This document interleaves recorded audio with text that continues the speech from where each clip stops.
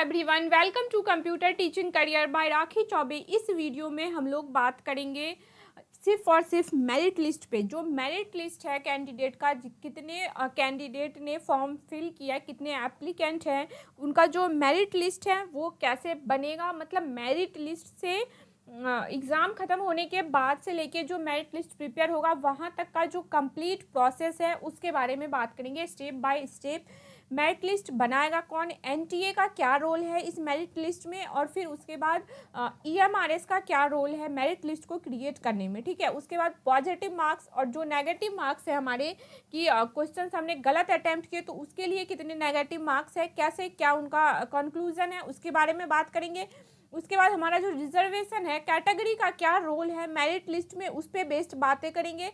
कुछ ऐसे मिस्टेक्स जो नहीं करने हैं हमें मेरिट लिस्ट तक आने में, और उसके बाद जब रिजल्ट बन गया, लाइक मेरिट लिस्ट प्रिपेयर हो गया, उसके बाद क्या ऐसा चीज़ है जो हम लोग नहीं कर सकते। ठीक है, तो बेसिकली मेरिट लिस्ट के बनने में क्या रोल है, क्या कैसे बनेगा और कितने कैंडिडेट का नेम निकलेगा मेरिट लिस्ट में, वो हमें इस पर डिटेल में बात करेंगे। ओके, चलिए स्टार्ट करते हैं। पहले मैं आप लोगों को एक चीज़ बता देती हूँ कि मैंने प्रीवियस अभी वीडियो बनाया था टीचिंग एप्टीट्यूड पे। ठीक है, कि क्या रोल है उसका। तो मैंने देखा एक दो कैंडिडेट का कमेंट था कि मैडम आपके पास क्या नोटिफिकेशन है, ऑफिशियल नोटिस नहीं है तो आप क्यों बता रहे हैं ये चीज़ें। मैं आप लोगों को एक चीज़ का श्योरिटी देती हूँ कि आप 100% निश्चिंत रहिए। इस चीज़ को आप कंफर्म मानिए, क्योंकि मैं अपने हमारे चैनल पे अगर मैं एक भी वर्ड भी कहीं आप लोगों को शो करती हूँ, किसी चीज़ को बताती हूँ, तो उसके लिए वो चीज़ 100% जेन्युइन होता है। मैं कोई फेक चीज़ नहीं बताती आप लोग को, या अपनी साइड से ऐड करके कोई कहानी स्टोरी नहीं बताती हूँ। जो भी चीज़ अगर मैं आप लोगों के सामने एक भी मैसेज देती हूँ वो ऑफिशियल, हर चीज़ ईएमआरएस की साइड से अगर कुछ ऑफिशियल अपडेट आता है तो ही मैं आप लोगों को बताती हूँ, अदरवाइज नहीं बताती हूँ। इसलिए आप लोग इस चीज़ के लिए निश्चिंत रहिए, बेफिक्र रहिए कि हमारी साइड से, हमारी इस चैनल पे आपको कोई गलत न्यूज़ मिलेगा नहीं। अगर कोई अपडेटेड न्यूज़ नहीं होता है तो मैं आप लोगों के साथ शेयर नहीं करती, क्योंकि सिर्फ मेरा मेन एम व्यूज पाना नहीं है कि आप लोग बहुत सारे मेरे चैनल पे व्यूज आए, नहीं, बिल्कुल नहीं। और मेरा कोई बिजनेस भी नहीं है ये, मैंने बिल्कुल नया स्टार्ट ही किया है इस चैनल को सिर्फ इसी पर्पज़ से कि जो चीज़ मैंने फेस किया है, मैंने बहुत पहले ये वीडियो भी बनाई थी, आप लोगों ने सुना हो, कि जो चीज़ मैंने फेस किया वो चीज़ मैं नहीं चाहती कि कई बहुत सारे लोग हैं जैसे मैंने फेस किया वैसे आप लोग भी कर रहे हैं। तो थोड़ा बहुत अगर मेरे किसी हेल्प से आप लोगों को कहीं रास्ता मिलता है, सिर्फ वो चीज़ मेरा मेन एम है, कोई व्यूज़ पाना एम नहीं है। और जो भी चीज़ मैं आप लोगों को बताती हूँ वो सटीक न्यूज़ होता है, 100% जेन्युइन फैक्ट होता है। ऑफिशियली चीज़ें जो होती है वही मैं बताती हूँ। ठीक है, तो चलिए स्टार्ट करते हैं। जो सीबीटी है, देखिए यहाँ पे ना एक टर्म आप लोगों को मिलेगा, सीबीटी मतलब होता है कंप्यूटर बेस्ड टेस्ट। जो हम ऑनलाइन एग्जाम्स देंगे एमसीक्यूज के फॉर्म में, वो जो टेस्ट होगा उसको कहते हैं सीबीटी। अब इसकी जो मेरिट लिस्ट बनेगी वो कैसे बनेगी, तो देखिए तीन फेज में इसको आप रख लीजिए। पहला जो ये मेरिट लिस्ट बनेगा वो स्टेट वाइज बनेगा, मतलब कि पूरे इंडिया की वैकेंसी है, उसके बावजूद भी जो लिस्ट आएगा वो स्टेट वाइज आएगा। राजस्थान का अलग आएगा, आंध्र प्रदेश का अलग आएगा, बिहार का अलग आएगा, झारखंड का अलग आएगा, दिल्ली का तो खैर छोड़िए अभी है ही नहीं, मेट्रो सिटीज़ में ये है ही नहीं, छत्तीसगढ़ का अलग आएगा, एमपी का अलग आएगा, गुजरात, मतलब ये हर एक स्टेट का अलग लिस्ट आएगा। एक चीज़ ये समझ लीजिए।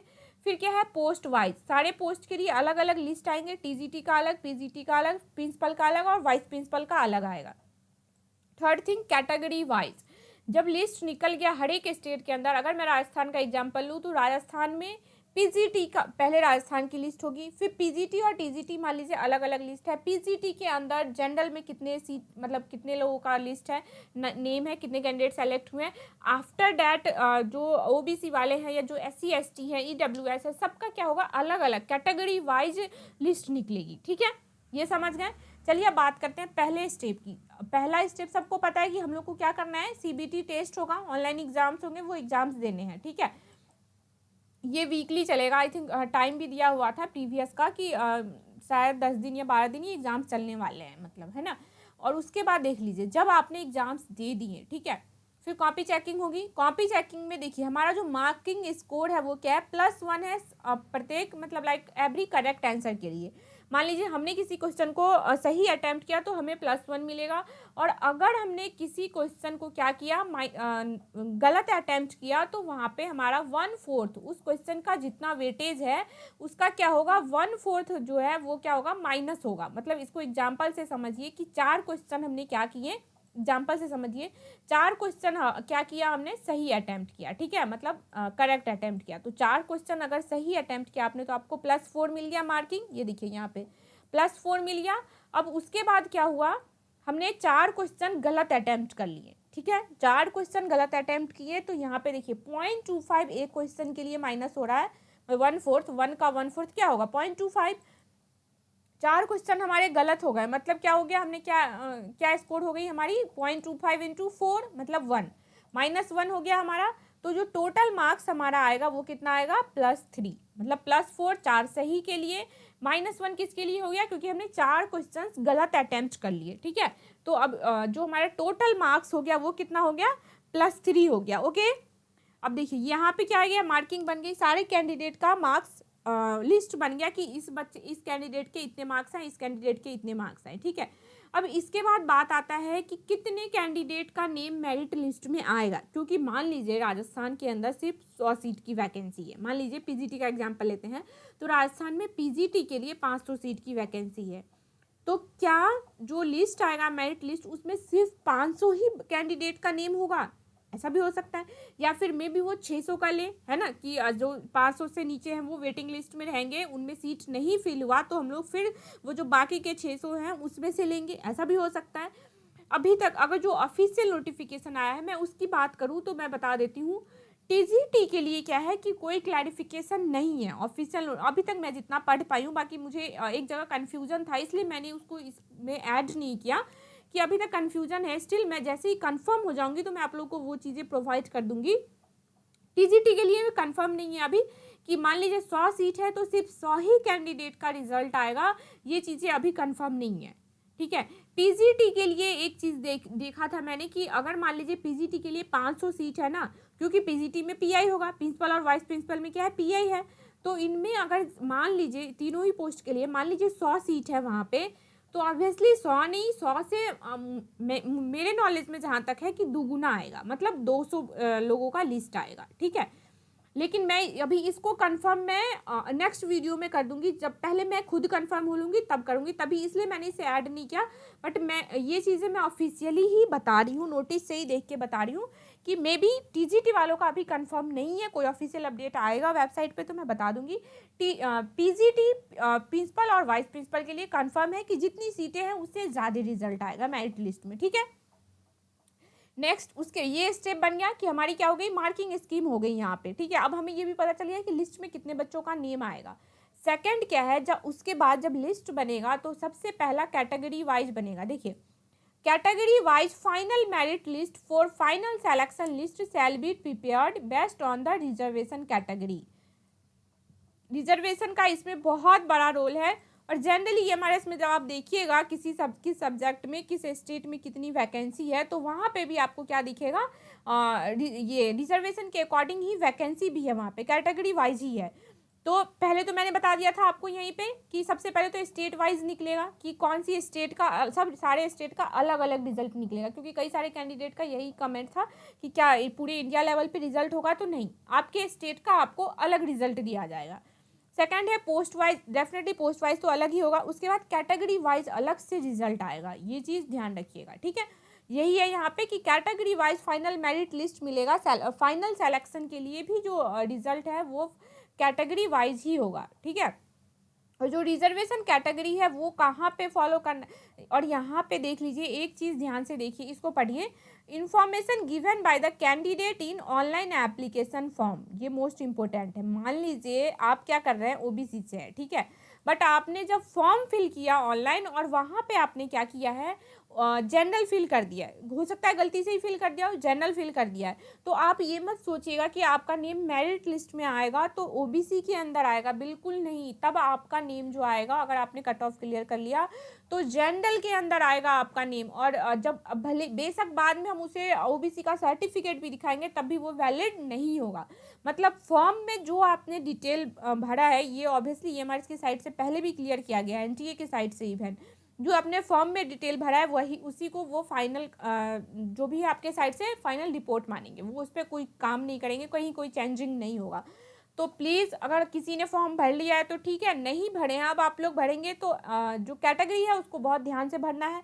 और देख लीजिए अगर फॉर्म करेक्शन में कैटेगरी का देता है हमें चेंज करने के लिए तो सब लोग कैटेगरी पे बहुत ध्यान रखिएगा, जिसके पास जो भी सर्टिफिकेट है उसके अकॉर्डिंग कैटेगरी जरूर सही से फिल करिएगा। ओके, ये समझ में आ गया कि एप्लीकेशन फॉर्म में हमें मिस्टेक नहीं करना है। इसके बाद देखिए क्या होगा, जब मेरिट लिस्ट हमारा निकल गया स्टेट वाइज, पोस्ट वाइज और फिर कैटेगरी वाइज, उसके बाद क्या करेगा एनटीए, मतलब ये पता है कि जो मेरिट लिस्ट बनेगा वो एनटीए ही बनाएगा। ठीक है, मेरिट लिस्ट कौन बनाएगा, एनटीए बनाएगा।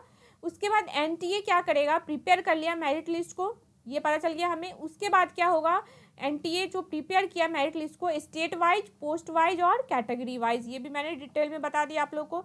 और इसके बाद जैसे वो मेरिट लिस्ट बनाया इन तीनों को ध्यान में रखते हुए, उसके बाद वो क्या करेगा, सबमिट करेगा इसको किसे, तो देखिए NESTS को, किसको सबमिट कर देगा, NESTS को। मतलब ये जो मेरिट लिस्ट है ना, ये आपको उसके ऑफिशियल वेबसाइट पे, एनटीए का जो ऑफिशियल वेबसाइट है वहाँ पे पहले रिजल्ट हमें शो होगा। ठीक है, वहाँ पे 2-3 दिन तक रिजल्ट शो होगा। आफ्टर डैट क्या है, वो उस मेरिट लिस्ट को सबमिट कर देगा किसको, NESTS को। NESTS क्या है, देखिए मिनिस्ट्री ऑफ ट्राइबल अफेयर्स है, ये जो मोटा पढ़ लीजिए या फिर MTA पढ़ लीजिए आप, ये ministry of tribal affairs department को क्या करेगा, उस लिस्ट को भेज देगा। एनटीए का सिर्फ यही रोल था, एग्ज़ाम हुआ, उसने मेरिट लिस्ट बनाया, पब्लिश कर दिया अपने वेबसाइट पे, आफ्टर डैट वो उसका हार्ड कॉपी सॉफ्ट कॉपी किसको सबमिट कर दिया, NESTS को, मतलब मिनिस्ट्री ऑफ ट्राइबल अफेयर्स को। ट्राइबल अफेयर्स के पास ये चीज़ें पहुंच गया। आफ्टर डैट इसके बाद एनटीए का कोई रोल नहीं है। इसके बाद किसका रोल आता है, मिनिस्ट्री ऑफ ट्राइबल अफेयर्स मोटा will share the list of short listed candidate with the concerned state और UT EMRS। देखिए ये चीज़ें इसको ध्यान से पढ़िए, सबको हाईलाइट कर देती हूँ मैं। जो मिनिस्ट्री है, मिनिस्ट्री ऑफ ट्राइबल अफेयर्स है, ये क्या करेगा, शेयर करेगा लिस्ट को। एनटीए ने किसको दिया, NESTS को या फिर एमटीए को, और एनटीए ने दिया एमटीए को। एमटीए क्या करेगा, उस लिस्ट को किसको शेयर करेगा, जिस लिस्ट में जो शॉर्ट लिस्टेड कैंडिडेट है उसको शेयर करेगा, जो जिस स्टेट, उस स्टेट का जो कंसर्न्ड ऑथराइज्ड पर्सन होगा उसको। मतलब है ना, हर एक स्टेट का अपना एक हमारे इसका डिपार्टमेंट है, उस स्टेट को जो ऑथराइज्ड पर्सन है उसको वो लिस्ट भेज देगा। ठीक है, जो EMIS का सोसाइटी है वहाँ पे। अब इसमें एक चीज़ें जो ध्यान देने वो देखिए, note, re-evaluation and re-checking of result, there shall be no re-evaluation. मतलब जो मान लीजिए एक बार मेरिट लिस्ट बन गया, ठीक है, उसने एनटीए को भेज दिया, एनटीए ने एमटीए को भेज दिया, एमटीए ने क्या किया, स्टेट को भेज दिया। मतलब स्टेट में जो कंसर्न्ड है EMRS को लेके उस सोसाइटी में, उसको क्या किया, भेज दिया। अब उसके पास लिस्ट जाने के बाद कोई भी री-एवैल्यूएशन या री-चेकिंग नहीं होगा, ये ध्यान से देख लीजिए। There shall be no re-evaluation and re-checking of result, no correspondence in this regard shall be entertained. ये ऑफिशियल ही, सारी जितनी भी मैंने पॉइंट लिखी है, मेरी लिखी हुई एक भी पॉइंट नहीं, सारा ऑफिशियल है। ठीक है, इसमें क्या है कि आपको बिल्कुल भी कोई चेंजिंग नहीं आएगा। मेरिट लिस्ट बनने के बाद अगर आप RTI फाइल करते हैं, ये वो कुछ नहीं होगा, उसके बाद कोई अपडेट नहीं होगा। और इसमें मैंने पहले भी एक वीडियो में एक चीज़ बता दी थी, अभी बता देती हूँ। मान लीजिए कि 500 लोगों का सीट है वहाँ पे, मान लीजिए राजस्थान में क्या है 100 सीटें हैं और 500 बच्चे कट ऑफ क्लियर कर गए। ठीक है, आई होप आप लोगों को कट ऑफ कैसे बनता है वो पता हो, इसलिए मैंने इसमें डिस्कस नहीं किया, क्योंकि अगर आप लोगों ने कई सारे एग्जाम दिए होंगे तो पता होगा कि कट ऑफ कैसे बनता है। और फिर कट ऑफ जो ये जो एग्ज़ाम, जैसे जो ऑनलाइन एग्ज़ाम्स जो वीकली चलते हैं, उनमें नॉर्मलाइजेशन कैसे होता है, क्योंकि ऑब्वियसली मेरिट लिस्ट जो बनेगा वो नॉर्मलाइजेशन बेस्ड होगा। और ये एनटीए ने क्लियर भी किया है कि इसका जो रिजल्ट आएगा वो नॉर्मलाइजेशन के थ्रू ही आएगा, नॉर्मलाइजेशन इसमें फॉलो होगा। तो अगर आप लोगों में से किसी को भी नहीं क्लियर हो नॉर्मलाइजेशन का कॉन्सेप्ट, तो मुझे कमेंट कर दीजिएगा, मैं उस पर एक डिटेल वीडियो आप लोग को प्रोवाइड कर दूंगी। ठीक है। बट अगर मान लीजिए 100 सीटें हैं और 500 बच्चे का कट ऑफ क्लियर हो रहा है, ठीक है, उस केस में वो 500 बच्चे का नेम नहीं दे सकते, तो और मार्क्स सेम है, मान लीजिए कुछ ऐसे है, मान लीजिए 10 बच्चे ऐसे हैं जिनका क्या है 50 कट ऑफ क्लियर होने के बाद 110 सबके हैं, पाँचों बच्चे के 110 है, तो वो पाँचों को नहीं ले सकता, वो सिर्फ एक को लेगा, मान लीजिए एक ही सीट है तो वो क्या करेगा, उसके टीचिंग एप्टीट्यूड का मार्क्स कंसीडर करेगा उस टाइम, जिसका टीचिंग एप्टीट्यूड में ज़्यादा होगा उसको वो लेंगे। टीचिंग एप्टीट्यूड में भी अगर बाई लक सेम है दोनों का ही, पांचों का ही, तो क्या होगा उसके बाद एनालिटिकल को वो कंसीडर करेंगे। ठीक है, ये मैंने प्रीवियस वीडियो में बता दिया था, मैं दिखा देती हूँ, यहाँ पे है मेरे पास ये, ठीक है, ये देखिए। और कईयों ने ये कहा था कि मैम ये ऑफिशियल नहीं है, आप क्यों बता रहे हो? नहीं, ये बिल्कुल ऑफिशियल नोटिस है, मैं अपनी साइड से इसमें कुछ भी नहीं ऐड की हूँ। ठीक है, आई होप आप लोग को ये समझ में आ गया होगा कि मेरिट लिस्ट कैसे बनेगा। बाकी नॉर्मलाइजेशन की बात रही, अगर आप लोग को उसमें कन्फ्यूजन होगा तो मुझे कमेंट करके बताइए, मैं नॉर्मलाइजेशन पे एक डिटेल वीडियो बना दूंगी। ओके।